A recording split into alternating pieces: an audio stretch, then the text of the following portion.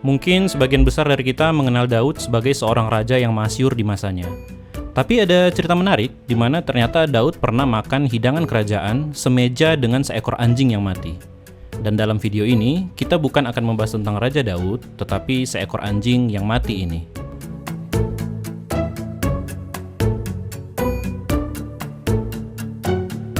Anjing yang mati ini sebenarnya bukanlah seekor binatang, melainkan sebaliknya dia adalah seorang pangeran kerajaan dan namanya adalah Mephiboset. Mephiboset sejak lahir hidup di lingkungan kerajaan sebagai seorang pangeran. Ayah dari Mephiboset adalah Yonatan, dan Yonatan merupakan anak dari Saul, raja pada saat itu. Artinya, Mephiboset adalah cucu dari seorang raja. Saat Mephiboset berumur 5 tahun, Yonatan dan Raja Saul gugur dalam peperangan dengan bangsa Filistin. Pengasuh Mephiboset pada saat itu pun langsung membawa lari Mephiboset dari kerajaan, karena dia tahu pada masa itu, ketika sebuah dinasti kerajaan telah kalah, dinasti kerajaan yang baru akan memusnahkan seluruh keluarga dan keturunan dinasti yang lama agar tidak terjadi perselisihan di masa depan. Ketika dalam pelarian, Mephiboset yang masih berumur 5 tahun terlepas dari tangan pengasuhnya dan jatuh, sehingga mengakibatkan kaki Mephiboset cacat dan tidak bisa berjalan lagi.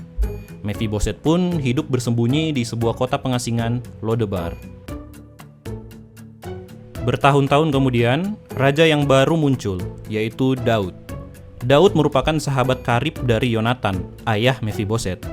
Yonatan dan Daud pernah melakukan perjanjian di mana Yonatan meminta agar Daud tidak memutus kasih setia terhadap keturunannya sampai selamanya. Mengingat perjanjian itu, Daud pun memanggil pelayannya untuk mencari keturunan dari Yonatan. Pelayannya tahu ada keturunan Yonatan, yaitu Mephiboset di Lodebar.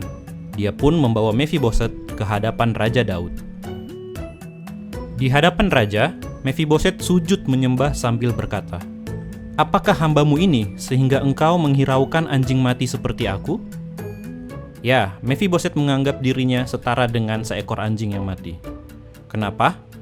Pertama karena dia adalah keturunan raja sebelumnya, yaitu Saul. Dan seperti dijelaskan sebelumnya, raja yang baru harusnya memusnahkan seluruh keturunan raja sebelumnya. Saat menghadap Daud, Mephiboset pasti merasa bahwa ini adalah akhir hidupnya. Daud akan membunuh dia. Alasan kedua, Mephiboset hidup bersembunyi dengan kondisi cacat fisik. Pada masa itu, kecacatan adalah aib, dan orang tersebut biasanya dikucilkan di masyarakat. Orang cacat banyak mengemis di jalanan, yang tinggal menunggu ajal dan mati di jalanan seperti anjing liar. Dengan kekurangan fisik dan jati diri ini, adalah wajar bagi Mephiboset menganggap dirinya bagai anjing yang mati. Tapi respon Raja Daud sungguh berbeda dari yang dibayangkan Mephiboset. Daud memperlihatkan kasih dari Tuhan seperti kasihnya kepada temannya Yonatan. Daud memberikan seluruh ladang dan para pekerja kepada Mephiboset, mengembalikan tahta kerajaan kepada Mephiboset sebagai seorang anak raja, dan Mephiboset akan makan sehidangan dengan Raja Daud. Kisah ini memperlihatkan bagaimana seseorang yang awalnya hidup mewah, mempunyai segalanya, namun kemudian jatuh ke lapisan paling bawah, dan oleh karena kasih karunia, kembali diangkat ke tahta aslinya. Kisah ini sebenarnya sangatlah dekat dengan kita, karena kisah ini adalah tentang kita dan Yesus.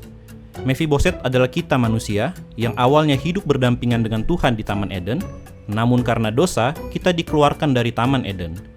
Dan sebagaimana kita tahu, upah dosa adalah maut. Karena dosa, kita sudah mati dan harus hidup baru. Tapi siapa yang akan menggantikan kita menghadapi maut? Cuman karena kasih karunia Tuhanlah, maka Dia yang turun langsung ke bumi ini, yaitu Yesus Kristus, untuk mati menghadapi maut dan menghapus dosa kita.